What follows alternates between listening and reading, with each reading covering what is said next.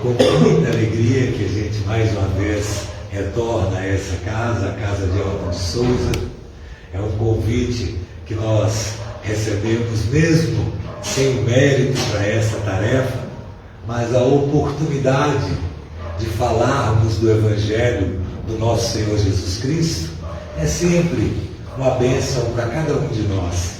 Então nós agradecemos a todos o carinho, o ouvido amoroso e esperamos que nessa noite nós possamos bem aproveitar o conteúdo. E olha que interessante, William, eu já tenho aí algumas décadas, graças a Deus, no trabalho da doutrina espírita, algumas delas vinculadas a essa casa de alguns irmãos que a gente amorosamente revê, e eu não tinha feito nenhuma vez um estudo da introdução do Evangelho segundo o Espiritismo. É comum nas demais casas nós iniciarmos o estudo já no capítulo 1. E para mim foi uma grande oportunidade. Então já começo aqui externando a minha gratidão, porque na primeira vez a gente sempre fica um pouco mais temeroso, mas me gerou curiosidade, e que a gente possa compartilhar um pouco dessa curiosidade aqui com cada um. Por favor, William, então a gente hoje traz aí a responsabilidade do item 4, só lembrando, para que nós não percamos essa oportunidade, na edição aqui da Alta de Souza, o Evangelho tem, na introdução, 22 páginas. E nos coube, lá o item 4, em negrito, relembrarmos um pouco Sócrates e Platão, precursores da ideia cristã. E olha como confessei para vocês, para minha surpresa, Sócrates e Platão, precursores do Espiritismo, que veio tão depois. E aí a gente vai ver de forma muito resumida a doutrina de Sócrates, que ela é bem maior do que o tempo que a gente dispõe. Por favor, William, vamos ver um pouquinho sobre esse homem tão importante. Sócrates, ele viveu de 470 a 399 a.C. Então, viveu 79 anos. Para aquele tempo, inclusive, uma vida longa. E, falando um pouco dele, ele era um filósofo, naturalmente, como já dissemos, grego, de origem humilde, que revolucionou o pensamento da época. Filho de um artesão e de uma parteira, tendo exercido durante muito tempo o ofício do seu pai, ou seja, fora ele também durante um período artesão. Mas em sua juventude ingressou Sócrates na carreira militar. Olha que interessante o próximo slide. Ele, soldado corajoso e de grande resistência física, obteve benefícios das características da cultura ateniense. Vamos fazer um pequeno parêntese. Ele estava então na Grécia, porém a Grécia tinha um centro, Atenas, que era mais voltado ao esporte, à cultura do corpo. E Sócrates, durante muito tempo, passou em Atenas, para minha surpresa, que sou educador físico, como atleta, cultuando o corpo, as lutas, treinando jovens esse que tinham uma proximidade muito grande do mesmo. E aí então, nessa época, ele, envolto na prática de esportes, iniciou a sua formação científica e política, que já desde muito cedo o tornou uma personalidade diferente por sua influência questionadora. Tudo Sócrates questionava. Vamos falar um pouquinho mais dele. Vamos lá. Sócrates, olha que interessante. Inteligente que o era, ele afirmava a sua ignorância, dizendo a frase que, segundo ele, o definia. Essa frase é muito conhecida, muitos de nós já ouvimos essa frase de Sócrates. Ele sempre afirmava: só sei que nada sei. E, a partir desse conceito que ele internalizou, esse reconhecimento da sua ignorância foi uma marca fundamental para estabelecer seu caráter questionador, sábio. Olha que está em negrito por nossa parte, pois o propósito, pois o reconhecimento da ignorância leva à busca pelo saber. Ali não coube na projeção, ao passo que, também não cabe ali, não passa. Aqui? Vê se você consegue ler para eu não roubar a frase dele. Ao passo que a sabedoria intelectual leva... Diminuir, por favor. Leva à busca pelo saber. Me perdoe, William, se acontecer, você vai formatar para mim. No meu computador não deu, talvez repita em alguns, por gentileza. Vamos lá. Falando um pouquinho de Sócrates, o próximo já. Ele, então, na sua filosofia, conquistava pessoas. E teve um discípulo que se aproximou muito do mesmo. E todos nós já devemos ter ouvido falar de Platão. Então, Platão, bem mais jovem que Sócrates, acompanhava suas preleções e passou a ser o seu discípulo mais fervoroso. Onde estava um, geralmente o outro estava também. Nós vamos entender um pouco do que os dois divulgavam, do que eles falavam. Olha uma frase, isso, gente, vale lembrar, nós não tiramos isso de fora. O histórico, falando um pouco de Sócrates, nós buscamos, mas aqui nós estamos copiando já do Evangelho segundo o Espiritismo. Já é o tema da nossa palestra, selecionado por Kardec. Então, Kardec traz ali, e a gente traz entre aspas, porque são palavras de Sócrates. Ele diz: chegou o tempo de se considerarem as coisas de modo amplo e elevado, não mais do ponto de vista mesquinho e acanhado dos interesses das seitas e castas. Vamos voltar um pouquinho atrás? Sócrates viveu em 400 antes de Cristo. Então, ali por volta de 430 e pouco, ele estava no auge dos seus 30, 40 anos, por volta melhor do ano 360, ele estava ali por essa época, e ele já dizia: olha, não dá mais para a gente ficar separando o povo por castas, que era o que existia na sociedade atual. A gente não pode ficar separando por seitas, por religiões. Existia já, na época de Sócrates, um farisaísmo muito forte, uma religião que predominava, mesmo em Atenas, ainda era a judaica, mesmo com a multiplicidade dos deuses e a cultura diferenciada dos romanos, nós já encontrávamos castas e Sócrates já a combatia. E, além disso, as citações dele acima provaram que, se Sócrates e Platão pressentiam a ideia cristã, em seus escritos já se deparavam os princípios básicos do Espiritismo. Eu, quando comecei a ler isso no Evangelho, falei: peraí, chamo a cada um de vocês que não leu essa introdução que eu faço. Porque, como eu disse, o texto é grande e aqui a gente teve que sintetizar. Mas, para cada ideia de Sócrates, Kardec conseguiu colocar uma ideia do mesmo, uma dos espíritos. colocaram de Kardec. E a gente vai ver essa simetria. Segue lá, William. Então, a gente vê ali, isto vai endereçado àqueles que criticam as coisas que frequentemente não sabem. Kardec que escreve isso, tá, gente? Não sei, não é o caso nosso, né? Aqui não tem ninguém crítico.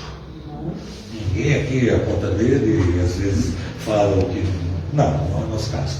Mas naquele tempo tinha, tá, gente? Naquele tempo acontecia, e às vezes, quando acontecia, Platão, uma coisa interessante, a gente vai ver daqui a pouco no outro slide, mas eu adianto, Sócrates, tal qual Jesus, nunca escreveu nada, nunca anotou nada.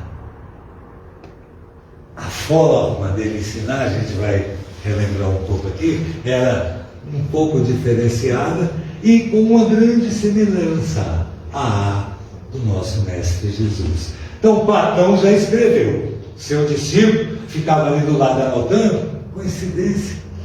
Levi, Mateus, ficava do lado do Cristo anotando também. Então, Platão completa esse pensamento de Sócrates ao dizer: tentemos primeiro torná-los, se possível, isso em relação às pessoas, tá, gente?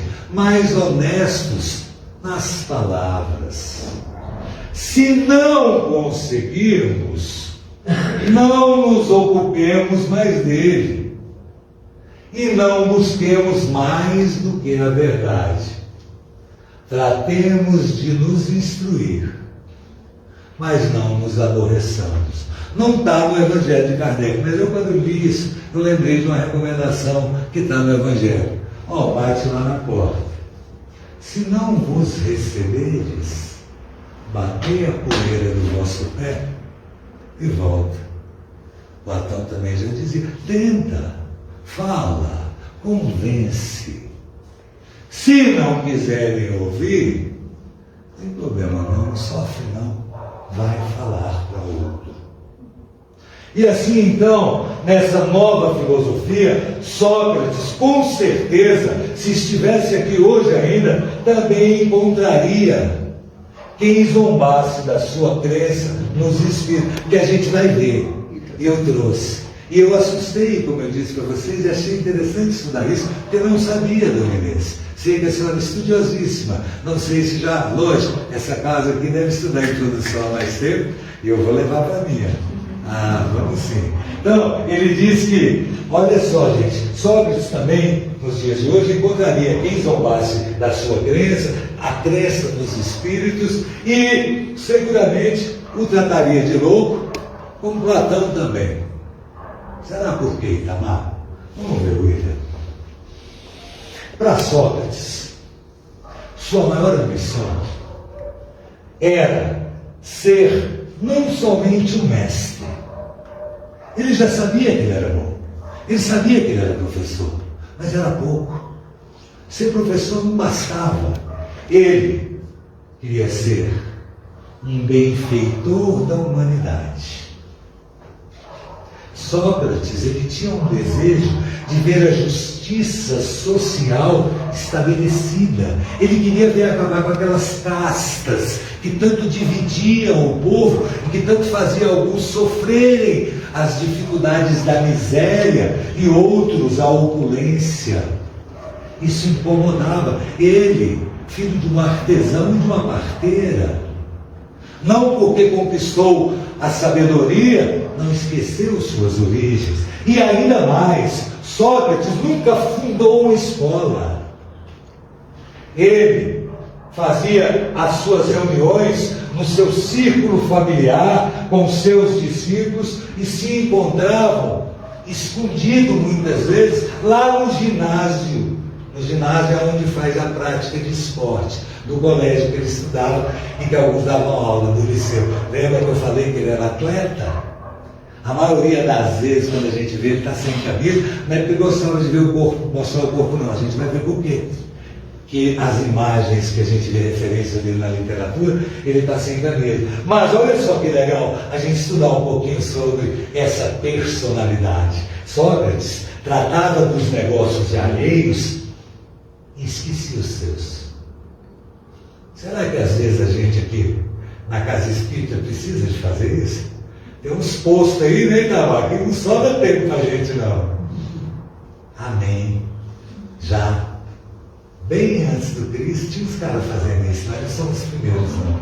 Então, ele, olha que interessante, sua mulher, vocês sabiam que ele era casado? Talvez poucos. Estudando, sua mulher, Xantipa, dizia que ele era um deus dos jovens atenienses. Ele vivia lá em Atenas, e aí ele tinha muito amor pela juventude, porque ele acreditava que os jovens ele podia mudar. Eita, olha os postos de assistência, olha a mocidade, olha a evangelização. Então, ele já acreditava que isso era possível. Afim, então, Sócrates, ele tinha um meio muito característico de expressar suas ideias. A fim de transmitir o saber, olha que doido, eu vou aprender isso. Eu conheço uma pessoa que é assim, né, Abel? Jamais ele respondia uma pergunta. Jamais ele respondia uma pergunta. Pelo contrário, você perguntava para ele, ele fazia uma pergunta. Ele respondia uma pergunta com outra. Ele desenvolveu um método. E a gente vai ver que esse método tem nome. Ele que criou. Já pensou? Você me pergunta, Paulo Rosa, vai ter poço esse final de semana? Olha, o que você acha se tivesse poço? Seria bom? E aí nessa brincadeira, quando vê, você está lá no posto, né? Isso é uma maneira de você conquistar aquilo que às vezes vem até para poder degladiar, para combater. Segue longe. Sócrates inicia uma discussão e conduz seu interlocutor a tal reconhecimento através do diálogo. Essa é a primeira fase do seu método. Primeiro, interessante, ironia. Ironia para a gente hoje no nosso português é tiração, né? Está sendo irônico. Não. Na tradução, a refutação e a ironia é quando eu abro espaço para o diálogo. Conquistado ali aquele eloquente que está comigo dialogando, eu vou para a segunda fase. Olha como se chamava a segunda fase. Foi Sócrates que deu esse nome, maiêutica. O que a mãe de Sócrates era? Eu falei no começo. Parteiro. Olha que interessante. A mãe dele fazia maiêutica. Ele dizia também que ele faria. Ele falava que ele fazia nascer ideias. Por isso que ele criou o método dele, chamou de maiêutica. É bacana a gente estudar, né? Eu estou aqui assim porque isso deixa a gente, no mínimo, com vontade de estudar mais. Então, na segunda fase, a maiêutica, técnica de trazer à luz, Sócrates solicita vários exemplos particulares daquele que está sendo discutido. Vamos aprender isso aqui na casa, ó. Nunca mais vai dar briga. Quando um quiser uma coisa e o outro talvez tiver uma opinião contrária, a gente pode usar, por exemplo, vai procurando. Exemplo. Olha, eu quero saber quem é corajoso aqui.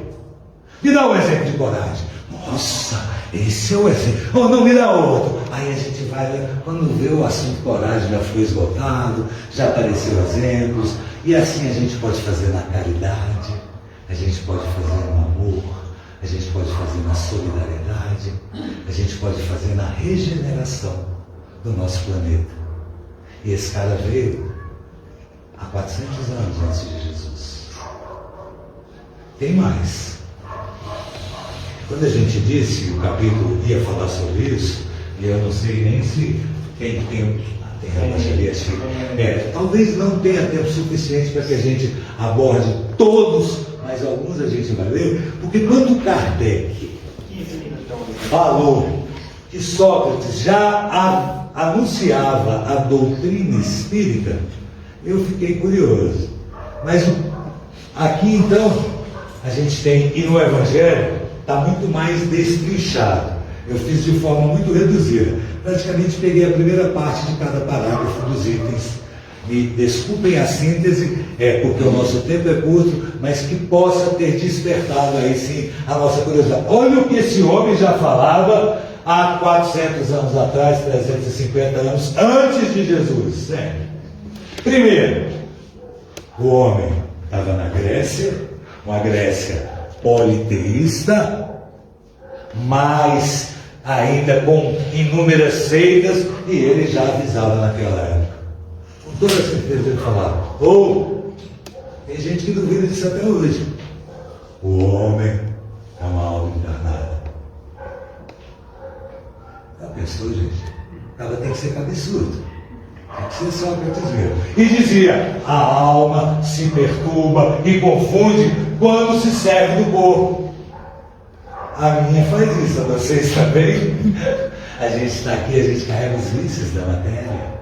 A gente é influenciado o tempo todo pelas forças externas, pelas forças internas que a gente carrega no nosso passado espiritual. Mas olha o que o homem, com certeza um espírito de ordem muito superior, que vem naquela época fazendo já anúncios disso que hoje a gente estuda com dificuldade. Olha a terceira: enquanto tivermos o nosso corpo, nossa alma se encontrará mergulhada na corrupção.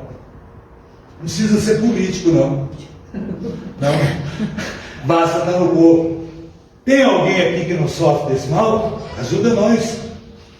Se tiver alguém que sabe, eu acho que seu Delfo já se livrou dessa lei, né, seu Delfo? Por favor, ajuda. Ir para os postos de assistência ajuda muito. Ajuda muito. Mas seguramente, gente, é incrível. É incrível. Porque como que hoje a gente ainda tem dificuldade para aceitar verdades dessas?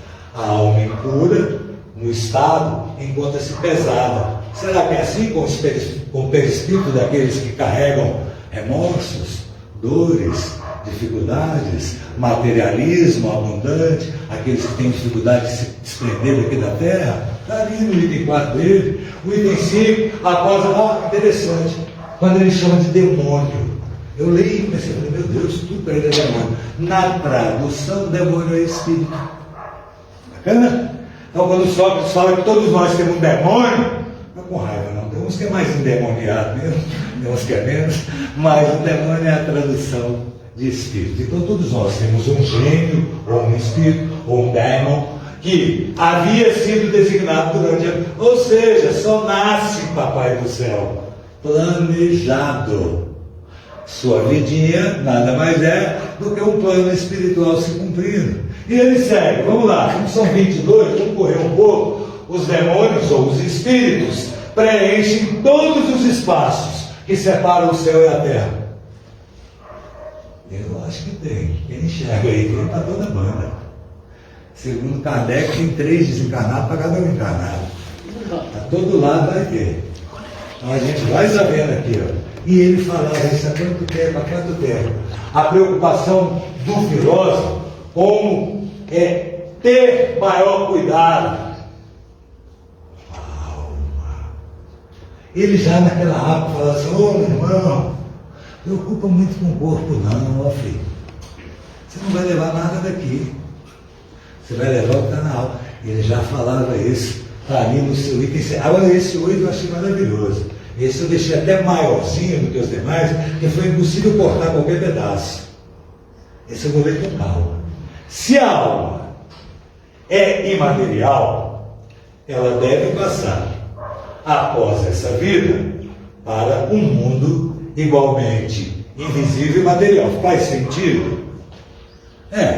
As almas que já morreram, nem todo mundo vê. A grande maioria de nós não as vemos, elas estão num mundo invisível, não está com a nossa matéria. Da mesma maneira que o corpo, ao se decompor, retorna para a matéria. Verdade ou não é? Depois de alguns anos lá na sepultura, o máximo vai sobrar, né, doutor? É os ossos e os dentes, e para quem tem cabelo. Você diz aí, tem para todo mundo. Bom, vamos lá.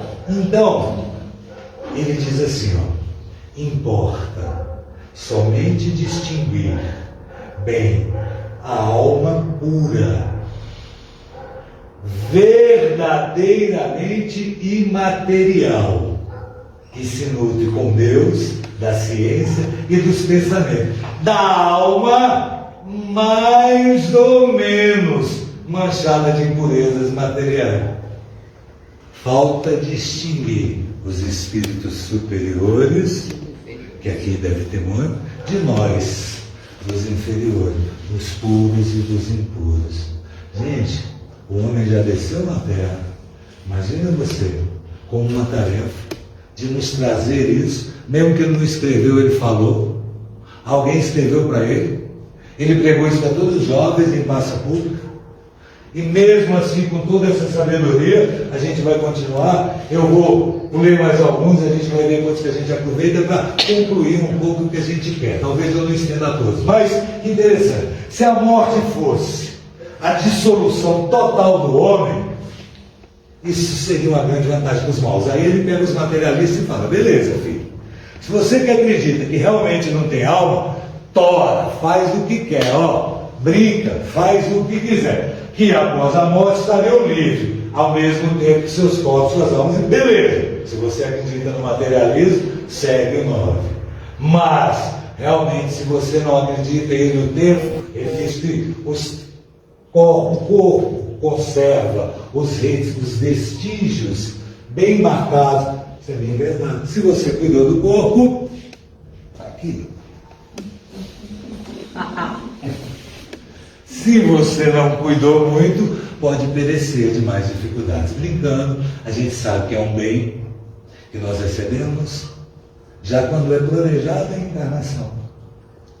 Que muitas das vezes carregamos provas, dificuldades, tormentos, fruto da invigilância do pretérito. Mas, e seguramente, com os esforços de hoje, a gente vai reconstruir. Eu vou me adiantar um pouco, o William vai passando rápido, a gente vai mostrar que vai o 12, tem mais uma prancha, o William sobe, e a gente vai terminar aqui, mostrei o 16, ainda tem mais uma. E olha que legal, a virtude não pode ser ensinada. A gente pode, eu posso dizer assim, seja boa. Seria bacana. Eu já sou boa, o Paulo mandou eu ser boa. Ou falou para eu ser. A virtude se desenvolve. É no trabalho. É na tarefa. É no dia a dia. É fantástico a gente ver essas coisas. E vamos, a última prancha das coisas dele, como eu falei, era 21, ó. Eu vou ler aqui. Todos os homens, desde a infância, fazem mais mal do que meus daqui não. Tem Souza também? Ai, Jesus, lá no Balão eu creio, no planeta Terra, mas está regenerando, né? A gente vai mudar essa estatística, a gente vai mudar esse quadro, e a gente vai. O último que ele coloca, de todos que a gente não leu, leva para o dever de casa, folheia lá, lê esses itens depois, você vai ver que ele traz descrição um pouco maior, e para cada item desse, ou pelo menos para a grande maioria, ele leva para um comparativo da obra de Kardec. Por isso que ele fala que Sócrates já anunciava a doutrina espírita. Mas olha, segue aqui para a gente conseguir aproveitar os minutinhos que a gente tem e concluir com detalhes importantes. Com tudo isso que ele fez, com essa cabeça danada de inteligente, com essa capacidade de produzir, ele foi acusado por Meleto, por Aniton e por Lincoln de não reconhecer os deuses da cidade, os deuses gregos, os deuses de Atenas, e também foi condenado, foi julgado como responsável de introduzir novas divindades. E aí ele estava, segundo os que o julgaram, corrompendo a juventude. Sabe qual era a pena? Quem sabe? Morte. Eita coincidência, né? Os justos, a de Jesus também. E olha outra coincidência. Interessante. Eu também não sabia. Eu pensei que aqueles três bonitão lá tinha lei e falava, você estava morto. Não. Fizeram um julgamento. Eu achei, são quantos deputados aqui em Brasília? Mais ou menos. 501. Valeu isso, não é verdade não. É por isso que a coisa está assim. Dos 501 juízes do tribunal, 280 votaram pela condenação. E 221 contra. Eu fui fazer, deu 63% a favor. 63% falou, tolo. E os outros 40 e poucos por cento, 43, foi 44. Não, nadinha, 47. Então, olha só, foi feito um julgamento. Tinha 500. Como é que a gente gosta do mal feito? Lembrei na hora. Que mal fez Sócrates? Para ser condenado. Que mal fez Jesus? Hoje está diferente do mundo. Hoje você pensa diferente de você. Não é isso? Se você pensar diferente hoje. Já é um perigo, você está ofendendo as mentes, né? Hoje também não é muito diferente. E olha lá para a gente não perder tempo de concluir. Por haver professados esses princípios, Sócrates, por isso que ele aparece sem camisa, foi primeiro ridicularizado. Ele foi Lembram da crucificação do Mestre amado? Também da mesma forma, foi-lhe tirado o manto, colocado uma coroa de espinho e um manto vermelho. Era ridicularizado. Ele também ficou ali sem suas roupas, seu corpo atlético é notório ainda na sua velhice, porque é uma das marcas da cultura de Sócrates. Então, por haver professado esses princípios, Sócrates foi primeiro ridicularizado, depois acusado de impiedade e condenado a beber cicuta. Foi assim que ele morreu. Ele foi envenenado. Cicuta é uma planta. É um mato, ela dá mais ou menos 1,5 metro de altura. Ela é uma planta extremamente venenosa. Para vocês terem ideia como é que cicuta é usada, ela é usada na ponta das flechas de alguns povos. O cara faz a flecha, molha a flecha na ponta da cicuta, vai acertando no alvo, ser mais letal. Ele tomou uma taça de cicuta. Os reflexos fisiológicos são contraturas fortes na região abdominal e dores inúmeras, e depois de 30 minutos parada cardíaca, mas profundo sofrimento. A gente foi pesquisar para encontrar. Então, o Cristo também sofreu o martírio da dor. Da mesma forma, esse pensador que nos trouxe tanta contribuição. E aí, na hora dele morrer, está terminando o nosso tempo, na hora dele morrer, se não me engano, o nosso penúltimo slide, ele diz assim, ó, e agora, chegou a hora de irmos. Eu para morrer, vós para viver. Quem de nós fica com a melhor parte? Ninguém sabe, exceto os deuses, ou aqueles que nos dirigem. Segue para a gente terminar. Então, ali, ó, à nossa direita, o nosso Cristo amado, a gente montou essa comparação aí. As grandes ideias jamais interrompem de súbito. As que se assentam sobre a verdade sempre têm precursores que lhe preparam o caminho. Está lá no Evangelho segundo o Espiritismo. Sócrates, como Cristo, nada escreveu, ou pelo menos nenhum escrito deixou. Como Cristo, teve a morte dos criminosos, vítima do fanatismo, por haver atacado as crenças da hipocrisia e as crenças que encontrara e colocado a virtude real acima da hipocrisia e do simulacro das formas, por haver numa palavra combatido os preconceitos religiosos. E, penúltimo slide nosso, é assim que devemos agir todos nós. É assim que devem agir os espíritas com relação aos seus contraditores de boa má fé. Quem coloca isso é Kardec, lá também nesse capítulo.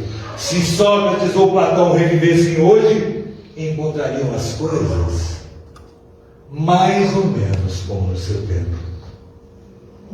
Então eu termino agora com o último slide, lembrando que o nosso Senhor Jesus Cristo, que tutela nossos lares, que tutela nossas vidas, que nos encaminha espíritos há séculos a nos dirigirem da qualidade espiritual desses, que nós possamos nos despertarmos esta grande oportunidade, valorizar mais essa casa e o trabalho que ela nos oferece.